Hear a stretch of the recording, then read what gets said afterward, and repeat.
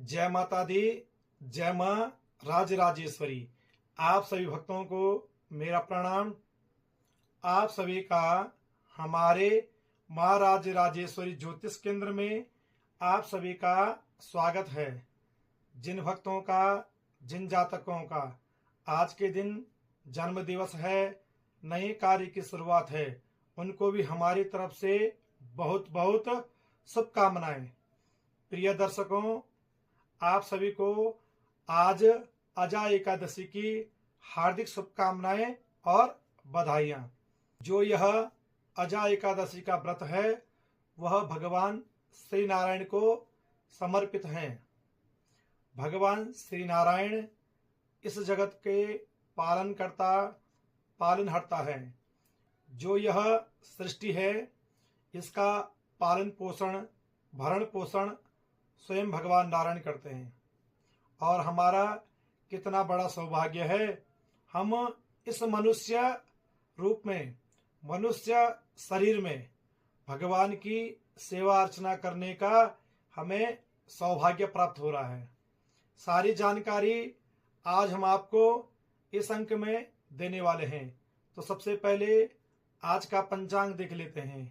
आज का पंचांग है संवत 2082, 19 अगस्त 2025, भाद्रपद मास, कृष्ण पक्ष, एकादशी तिथि और मंगलवार। प्रिय दर्शकों, अजा एकादशी के बारे में हमने अपने अंक में पहले ही आपको जानकारी दे दी है। हमारा जो विशेष अंक था उसमें हमने आपको जानकारी दी थी अजा एकादशी में आपने क्या करना है। यह भाद्रपद का महीना है और भाद्रपद महीने की जो यह अजा एकादशी है, इस एकादशी को अन्नदा एकादशी भी कहते हैं। भगवान नारायण की आराधना करके भगवान नारायण के बैकुंठ धाम की प्राप्ति करते हैं। और क्यों न हम भगवान नारायण की आराधना करें। इस पृथ्वी पर, इस मृत्यु लोक में हमने जन्म लिया है और भगवान की सेवा करने का हमें यह सुनहरा अवसर प्राप्त हो रहा है। जितने भी इस संसार में श्रद्धालु है, भक्तजन है, मैं तो यही कहूँगा सभी लोग एकादशी का व्रत जरूर करें। देखिए, साल में केवल 24 एकादशी होती है। आप सारी एकादशी का व्रत नहीं भी कर सकते हैं। आप निर्जला एकादशी का व्रत एक साल में एक बार जरूर करें। जो साधक भगवान नारायण की आराधना करता है, माँ लक्ष्मी की पूजा अर्चना करता है, उस साधक को भगवान नारायण के बैकुंठ धाम की प्राप्ति होती है। लेकिन माँ लक्ष्मी का कृपा का जो आशीर्वाद है वह भी प्राप्त होता है। जितने भी इस संसार में प्राणी है, हर प्राणी को लक्ष्मी की आवश्यकता जरूर होती है।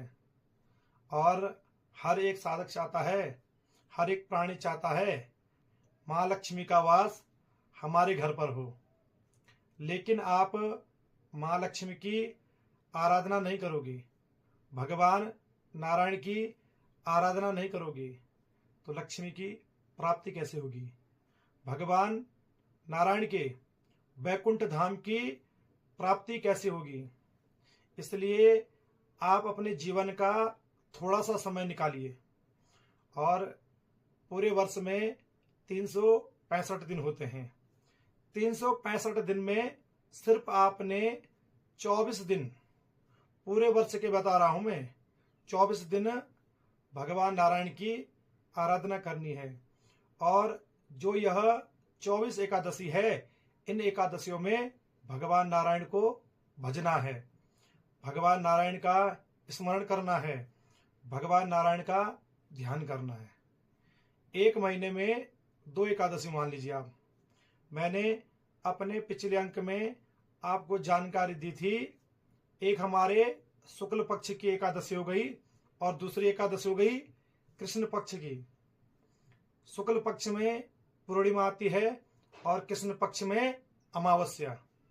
शुक्ल पक्ष में पूर्णिमा आती है और कृष्ण पक्ष में अमावस्या। आपने एक व्रत शुक्ल पक्ष में करना है एकादशी का और दूसरा व्रत कृष्ण पक्ष में करना है। एक महीने में आपके 2 व्रत हो गए और हमारे एक वर्ष में 12 महीने होते हैं। 12 महीनों के 24 व्रत हो गए। आपने इन 24 व्रतों को पूरे तन से, पूरे मन से, श्रद्धा के साथ करना है। देखिए, भगवान नारायण का आशीर्वाद आपको प्राप्त होगा और जो आपका जीवन है उस जीवन में लक्ष्मी की कभी कमी हो ही नहीं सकती है।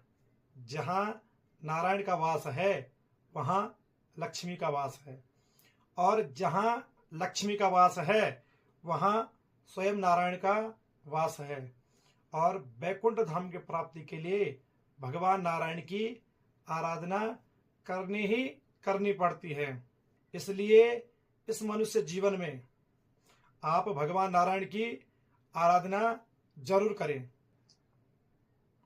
जो साधक एकादशी का व्रत रखते हैं वह आज के दिन पवित्र होकर भगवान नारायण की जो प्रतिमा है, भगवान नारायण की जो मूर्ति है, जो शालिग्राम है, उसका सुंदर तरीके से आप अभिषेक करवाएं। प्रत्येक वीडियो में, प्रत्येक अंक में मैं आपको जानकारी देता हूँ। 5 द्रव्यों से आपने भगवान नारायण का अभिषेक करवाना है। दूध, दही, घी, शक्कर, शहद।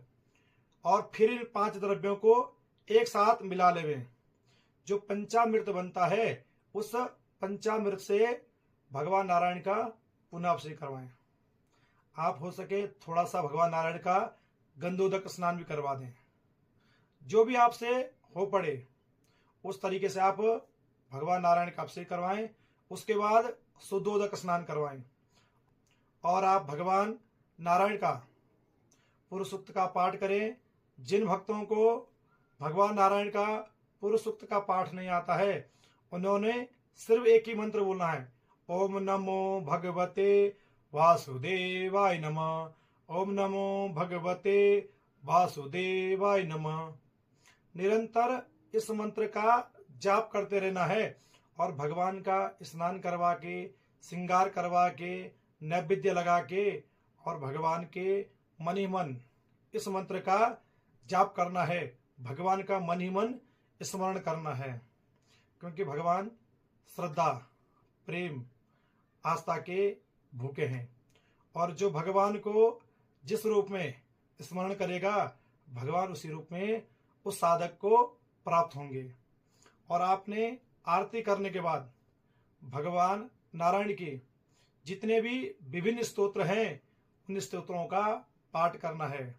और आपको कोई भी स्तोत्र ना आता हो, जो मैंने आपको मंत्र बताया है उस मंत्र का आप निरंतर जाप करें।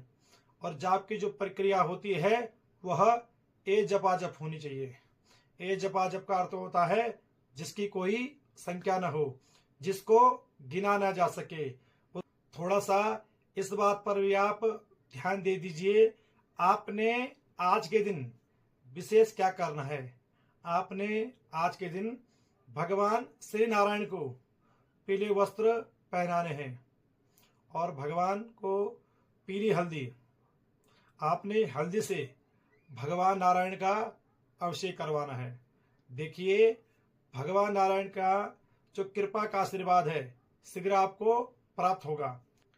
एक जानकारी मैं आपको पुनः देता हूँ, शायद आपने वह जानकारी पहले भी सुनी होगी और मैं आजकल बार बार उस जानकारी को दोहरा रहा हूँ। हमारे YouTube चैनल माँ राज राजेश्वरी ज्योतिष केंद्र पर हम 12 बजे से 1 बजे के बीच में लाइव आ रहे हैं, जिसमें भगवान गजवक्त्रेश्वर महादेव का रुद्रा अष्टाध्यायी से अभिषेक हो रहा है। भगवान का वेद मंत्रों से अभिषेक हो रहा है। आप भी 12 बजे से 1 बजे के बीच में हमारे YouTube चैनल पर जुड़िए और भगवान गजवक्तेश्वर महादेव का आशीर्वाद प्राप्त करिए। तो चलिए, आज का समय हो चुका है भगवान श्री नारायण से जुड़ने का, उनका आशीर्वाद प्राप्त करने का। ओम कस्तूरी तिलकम ललाट पटले वक्षस्थले कौस्तुभम नासाग्रे वरमौक्तिकं करतले वेणुकरे कंकणम सर्वांगे हरिचंदनम सुललितम कंठे च मुक्तावरे गोपास्त्रे परवेष्टितो विजयते गोपाल चूड़ामणि गोपाल चूड़ामणि। इन्हीं सभी के साथ हमारी तरफ से आपके जीवन के लिए मंगल शुभकामनाएं। जय माता दी, जय मां राजराजेश्वरी।